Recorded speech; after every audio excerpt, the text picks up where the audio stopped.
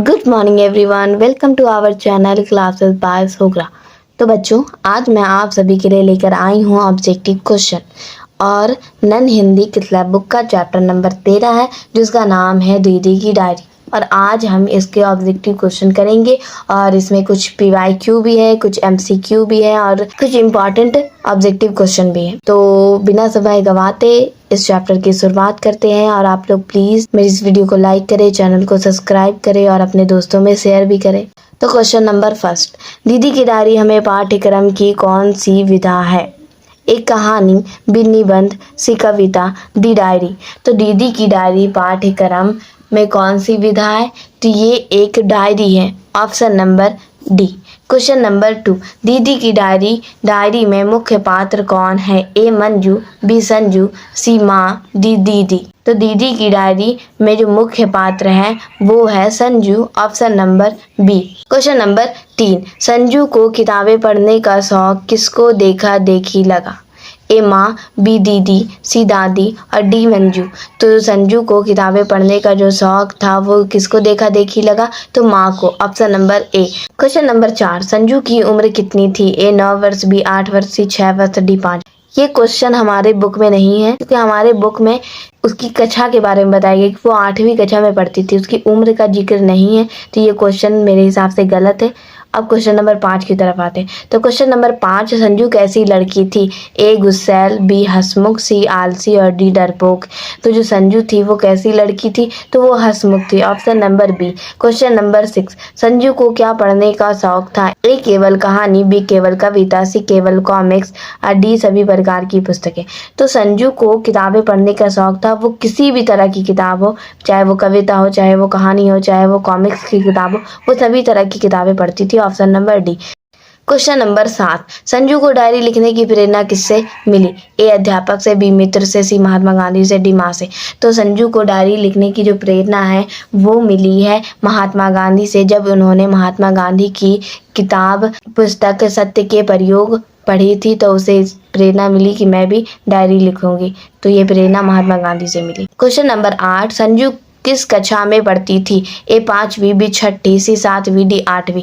तो संजू थी वो कक्षा 8 में पढ़ती थी, option number D. Question number 9, Sanju को उपहार में क्या मिला?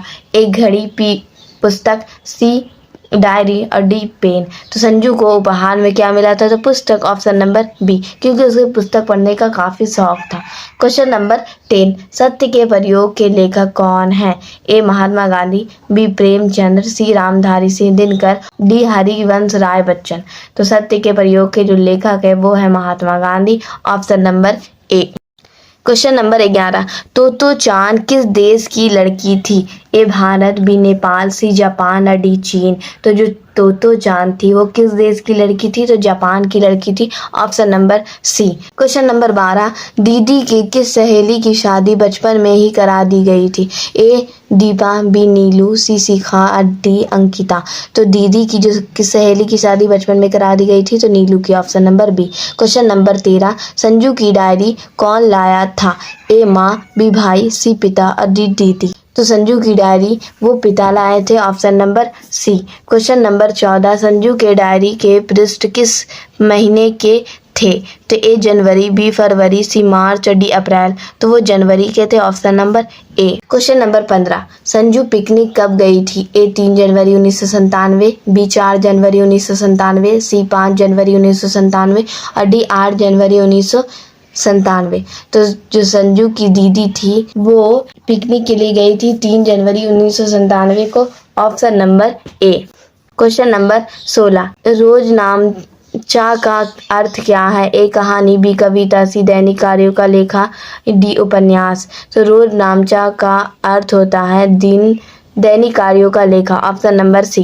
क्वेश्चन नंबर 17, संजू को किताबें पढ़ने का शौक था? ए सही, बी गलत। तो संजू को किताबें पढ़ने का शौक था, तो option number A.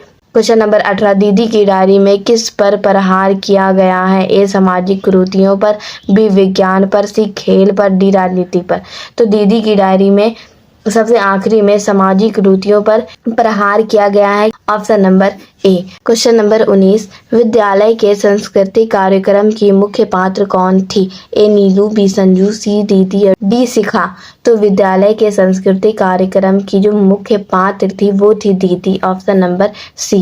Question number 20, Sanju ने गांधी साहित्य में क्या पढ़ा? ए गीतों, सी सत्य के प्रयोग, सी हिंद स्वराज और डी रामचरितमानस। तो संजू ने जो गांधी की जो साहित्य थी वो क्या पढ़ा था? तो Satya ke Prayog, option number B. Question number 21, Sanju को सबसे अधिक क्या पसंद था?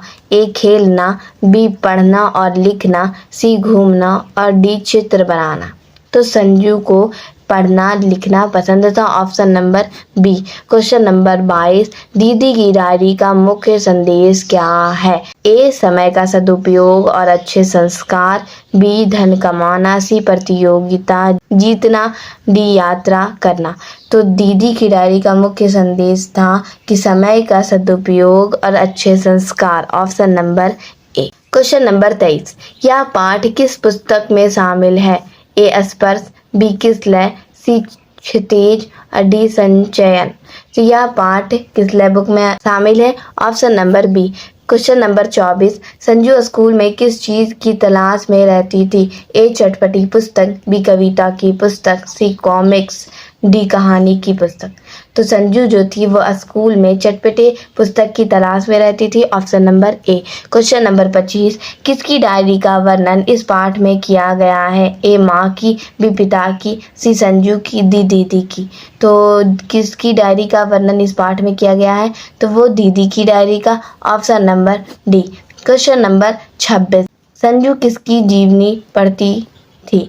ए भगत सिंह की, बी महात्मा गांधी की, सी सुभाष चंद्र बोस की और डी जवाहरलाल नेहरू की। तो जो संजू थी वो किसकी जीवनी पढ़ती थी? तो महात्मा गांधी की, option number B. Question number 27, Sanju का स्वभाव कैसा था? ए मिलनसार, बी क्रोधी, सी आलसी या डी घमंडी। तो जो संजू का स्वभाव था वो नेचर था वो था मिलनसार, option number A. Question number 28, diary में क्या लिखा जाता है? ए दैनिक घटनाएं, बी समाचार, सी कहानी या डी कविता। तो डायरी में दैनिक घटनाएं लिखी जाती है, option number A. Question number 29, Sanju किस विषय में रुचि रखती थी? ए अध्ययन, बी व्यापार, सी राजनीति और डी खेती।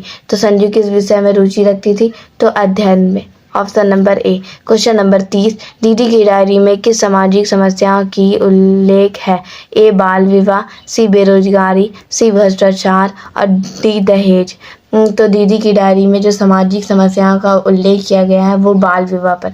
संजू की दीदी की जो दोस्त थी नीलू, उसकी कम उम्र में ही बाल विवाह कराया जा रहा था, तो उसी सामाजिक समस्या का उल्लेख किया गया है दीदी की डायरी में, option number A. Question number 31, लेखक ने किस आदत पर बल दिया है? ए पढ़ने और लिखने की आदत, बी खेलने की आदत, सी टीवी देखने की आदत, डी घूमने की आदत। तो लेखक ने किस आदत पर बल दिया है? तो किताबें पढ़ने और लिखने की आदत में, ऑप्शन नंबर ए। और ये ऑब्जेक्टिव क्वेश्चन यहीं पर समाप्त होता है। मिलते हैं नेक्स्ट वीडियो में नए चैप्टर के साथ। अगर मेरी ये वीडियो आप लोगों को पसंद आई हो तो प्लीज़ मेरी वीडियो को लाइक करें, चैनल को सब्सक्राइब करें। Thank you for watching.